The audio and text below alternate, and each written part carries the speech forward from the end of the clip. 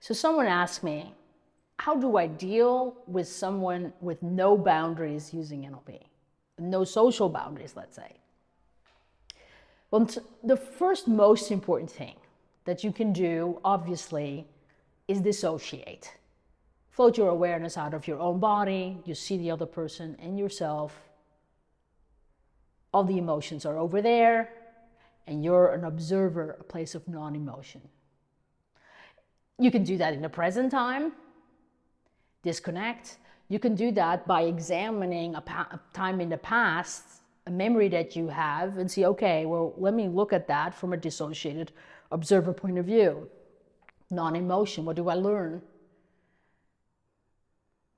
And you can also prepare for a new situation and imagine it, but imagine it dissociated, non-emotional. There's another reason why you want to be dissociated.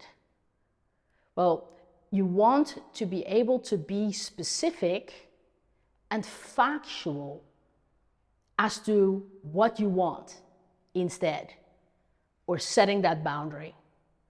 So you need to stay away from you this, you that, stay away from that.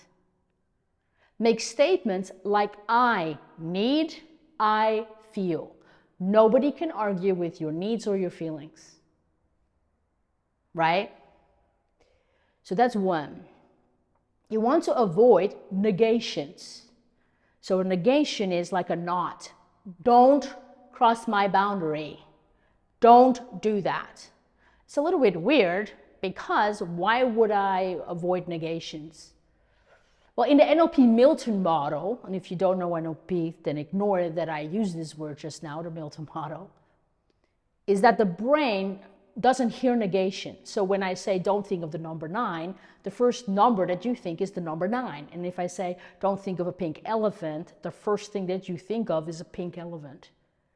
So the moment that you say to someone else, don't cross my boundary, that's exactly what you're giving them ideas. You're projecting that idea to cross your boundaries in their head. So you use an I statement, I need, I feel, and a factual piece of information. I feel a feeling of discomfort because you have showed up at least an hour late in the last 5 appointments that we set, and I was waiting that whole time. And that felt uncomfortable, put a lot of pressure on my day. Can you be on time? I'm just making it up here. That's pretty long, by the way, because you don't want to over-explain. I feel disrespected. Please refrain from doing so. No you, factual, nobody can argue with it. Now, if this is a real chronic issue for you, not for the other person, I'll go into that, the other person, the narcissist, in a moment. If this is a real issue for you, then I would recommend that you start thinking about taking an NLP training or hire an NLP coach. And we offer NLP training in Amsterdam, in Miami, in Bali, in Mexico, in Los Angeles.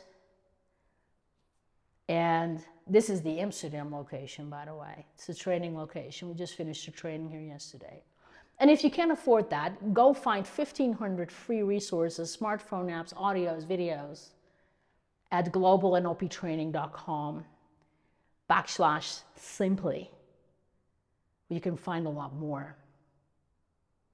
But one thing you want to do if you're constantly dealing with someone or people that have no boundaries, no social boundaries, then you may want to set an outcome for the future. The you that you wish to become, who is no longer tolerating these people that have no boundaries, no longer attracting these people either. What would that person, what would you see, hear, and feel if you were to change this about yourself? And you can work on even past events and analyze them. How could I have handled it differently? What could I have said differently? You can prepare for your future. You can deal with it in the past, like I said, but who do you want to be in the future? And that will be the outcome.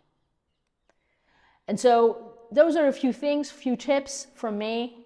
And hi from Amsterdam, and I hope to see you soon. Bye.